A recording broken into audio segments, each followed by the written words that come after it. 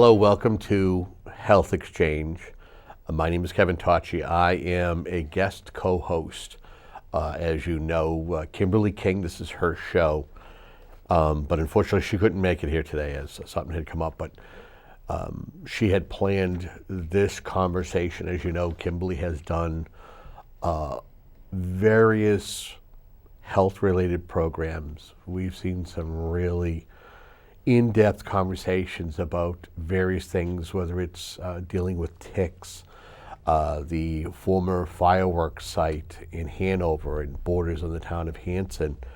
And as you know, one of the things that Kim has a passion for is health-related topics. Especially we've had conversations about mosquito-borne viruses, Eastern Equine Encephalitis, and the West Nile virus as well.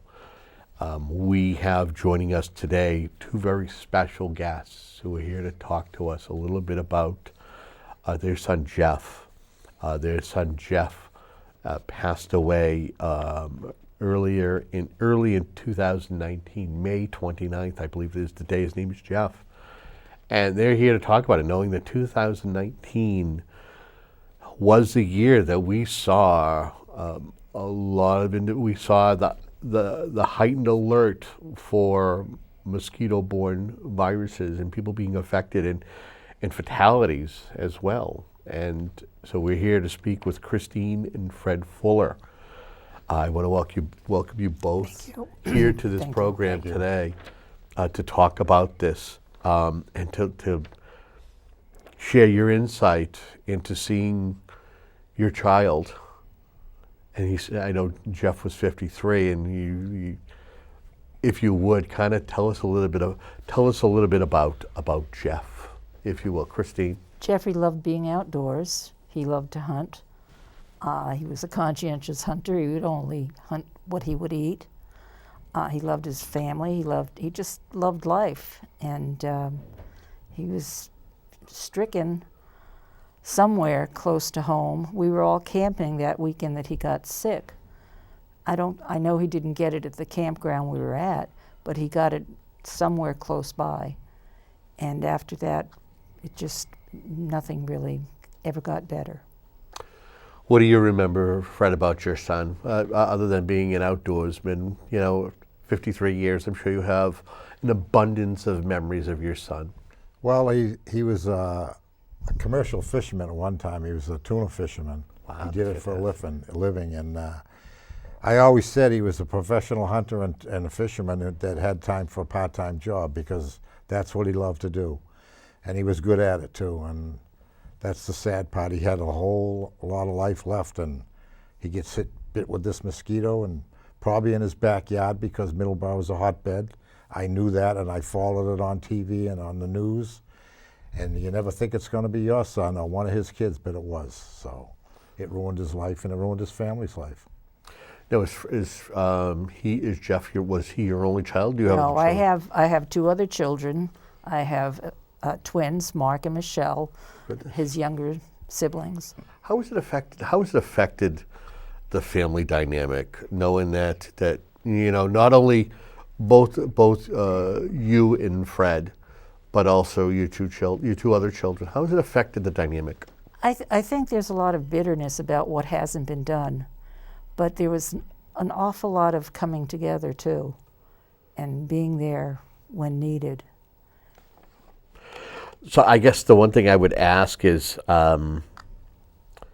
did you ever believe that it would be a mosquito bite would be the thing that would affect him and would be the thing that would eventually be, Not in 100 years, no. No, because he was a giant.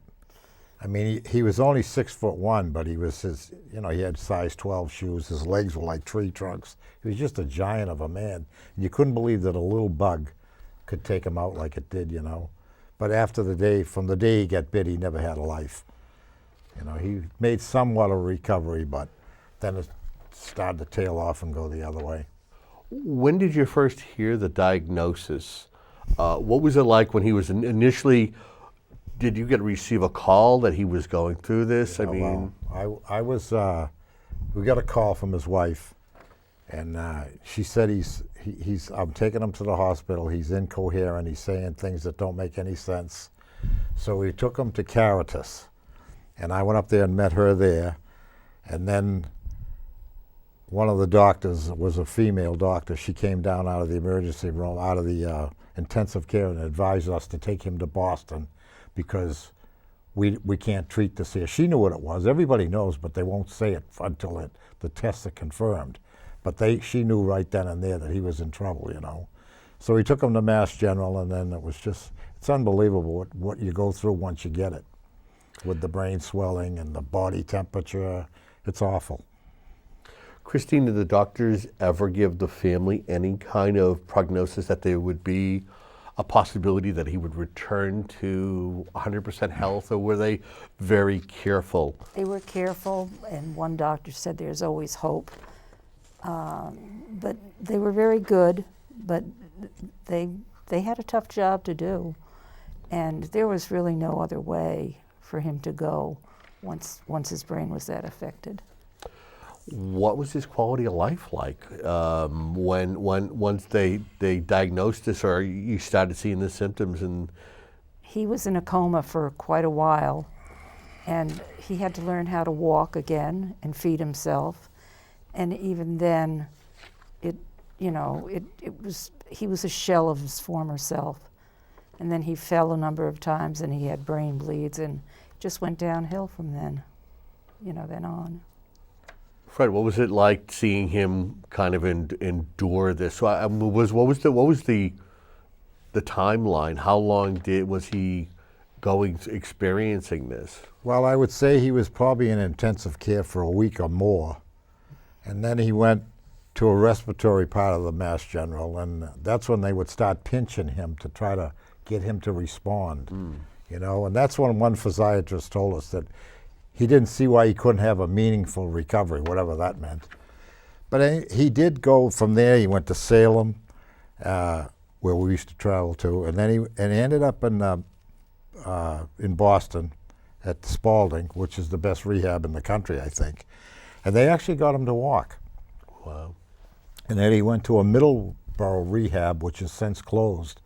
And those people down there, they got him he could walk and talk, and we have films of him just before he said he wanted to go home. Maureen, I'm done with this, and he was taking his clothes and packing them up. But he fell so many times after that he probably got concussed and stuff that he just started going the wrong way, you know. Christy, was there any indication as to why he kept falling? He needed constant supervision. His mobility was not what it was before. That's the part of the brain that was affected. So he needed to have somebody by his side most of the time. He would trip. His eyes focused only on what was ahead of him. He wouldn't look down. He would just focus his eyes straight forward. So he would trip over things because he didn't have the ability his brain didn't have the ability to perceive what was, around him. So when do you suspect he was affected, that he got bitten by an infected mosquito? Was this prior? Well, how much prior to his passing? Are we talking April? Are we talking? What was the trajectory, if I may ask? I'm not sure I understand what you're saying. So he passed away in May. Yeah, 9 years we've been going. It's been 9 okay. years, So if you will, so you're saying that back nearly 10 years ago, he was affected. Was this something that he was affected in? So you're talking like in 2010? 2010 was when he got bit by the mosquito. And was this like typically in like July, August? August, which is a prime month for mosquitoes. So this has been almost like a marathon. Yes, it has. And I would think it was somewhat a roller coaster. You would probably see good days and have hope. And what's that like? I never really had hope. I wanted to, but I knew better. I knew what was going to happen ultimately in the end. I just didn't want to see him suffer. And I hated seeing him the way he was in an institution for the past 4 years, and he didn't want to be alive. He would say, "I don't want to be anymore." That's about all he could muster up to say, and it was heartbreaking because he was just there, not able to do anything. He could barely feed himself. He would choke. So it was it was a roller coaster. Fred, would you say that after the bite, he was maybe more a mere a shell of himself? Oh, absolutely, yeah. He was an outdoorsman. Like I said, one day he shot a deer from his bedroom window in his backyard because he owned 5 acres of land. So the deer made the mistake of coming in where Jeff could get him. But he had refrigerators full of deer meat that he would, he was just an outdoorsman. Fish and game, that's all he wanted to do. I would ask you both, when, after seeing your son become affected and then having to try to make the slow trek towards being 100% healthy, if that was ever an option, I would think that you would hear things in the news, especially around the time of year that we always hear it. What would you say to yourself? How would you feel? What was your thought process saying, they got to do something to eventually find a way to better warn people, but also, find a way to deal with this? I think people have to be aware of it, what's happening, and not slough it off like, oh, it's not going to happen to me. People need to be cautious and to take some responsibility for themselves. Too many people just can't understand what it's really like because they've never had to deal with it. Well, people make light of it. When he was sick and in the hospital in Boston, somebody put a little article in the Globe about it. My daughter went off on that guy. I'm telling you, people have no clue the effects of this. It's absolutely devastating for most people. Some people recover, but not 100%. There's always something. But again, I can only imagine the roller coaster that you had to endure, you and your husband and his family, family, his wife, and I would think he has children too. He has children, yeah. Yep. One 17 and one 13. How has that affected them? Have you? I think I don't know. It's. I don't I'm think sure they've it ever been the has, same. but and they'll never really be the same. It affects everybody differently, I'm sure, and some can deal with it better than others. What's your thoughts in regards to how to treat? I know that usually when municipalities, when the state starts seeing, they do regular tests capturing mosquitoes. Yeah. Do you feel that there has to be a better way of getting advance warning, and then also getting out there and treating areas, high-risk areas? I think there's so many people that don't understand how serious this is that until it happens to them and theirs, they're not going to understand. There's very few people who have lived through the hell that we have. I think they need to go into these areas where they know they breed in the spring. There's stuff they can do before they start breeding to prevent some of this. Not all, I'm sure not 100%, but now it used to be just isolated here in Middleborough, Rochester, but now it's all the way down to Florida. And now they say there's a strain that came from Florida up here that's even worse. And that's maybe why there were so many cases this year.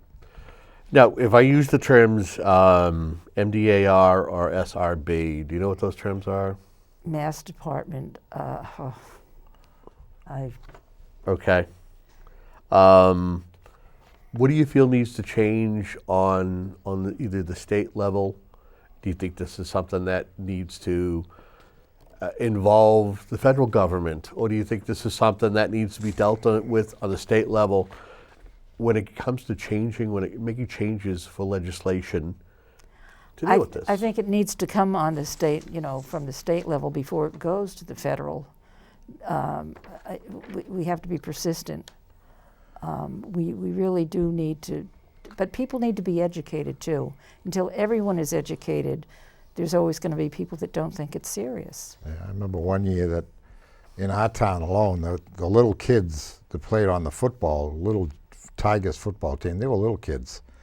And they stopped the evening practices, and one of the mothers says, "Oh, where are our kids going to practice?" They just don't get it. They don't get how devastating it is to see what our son went through, for 9 years and then to die anyway. Yeah, I think you've said that he physically changed, right? There were a lot of yeah. It didn't, He didn't even look like the himself. same. He was. I hate to use the word, but he was a big lump. He had gained weight because he couldn't walk. He had issues with his respiratory system because he was getting no exercise. So that in and of itself is not a good thing. And it just made his problem even worse because there was no way of getting much in the way of any kind of exercise for him. So he was resigned to being in bed and in a chair, a special chair, for the last 4 or 5 years of his life. Well, when he first went home, he was pretty good, and then it was a lot for his wife to manage, and I know that because we tried. But he ended up in a group home where he did very, very well. He had his bike in there, and he had an oxygen generator where he would ride his bike and take the oxygen, and we could go take him out to dinner. He wasn't Jeff anymore, but he was, he was better than nothing, I guess you'd call it, But from that point on, he got taken out of the group home because of his behavior, and they put him in almost what you would call a lockup, where he couldn't get out. It was a locked unit for people who had mental issues. How did they make you feel as a parent? I mean, that must have. I have children. It would rip me. It did because inside out. Well, that's where the state fumbled, because they don't really have any place for people like Jeff. He shouldn't have been in there. And the next thing was a nursing home. Well, he didn't belong there either. Right. When he went to that lockup, he could walk and talk, but through just inactivity and I think he gave up on life. To be honest with you, No, I know that there's also conversations in regards to spraying where there are things in regards to requests, don't spray in this area, don't spray in that area. Yeah. Especially when you've got a mosquito control organization that's willing to do so, but yet you can hire a private company. How does that feel? It's bizarre because if it's that dangerous, then the state should say no. Nobody can have spray. It's bizarre because they won't spray Audubon, but yet they'll spray my yard if I pay for it. Right. But Audubon gave us the okay to spray, but then our neighbor stopped us. So, but that's their right, they have their rights and we have ours. Well, yeah, I respect everybody's right to go with what they think is best. But I mean, the whole thing with Jeff and his wife was that they didn't believe in bug spray. And I always told them, I said, I don't know anybody that's died from DEEP, but I know people that have died from EEE. Right. So I'm not saying spray it all over bare skin, but you got to do something to prevent them, because his kids always had mosquito bites, lots of them. Really? So they're fortunate that it wasn't them. Do you think that their philosophy, his wife and his children's philosophy has changed since? Oh, absolutely. Yeah. Yeah. Absolutely. Yes. Yeah. I think once it hits home, you have to think about it differently. You're forced to think about it differently. And I remember her once saying, I wouldn't care if I had to use weapons grade DEET now. But we learn.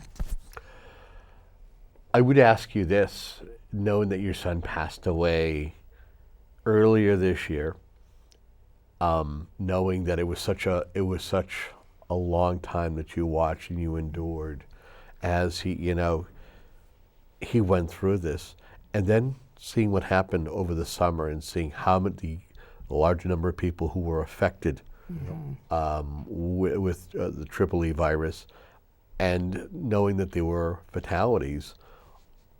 What were your thoughts? How did you feel?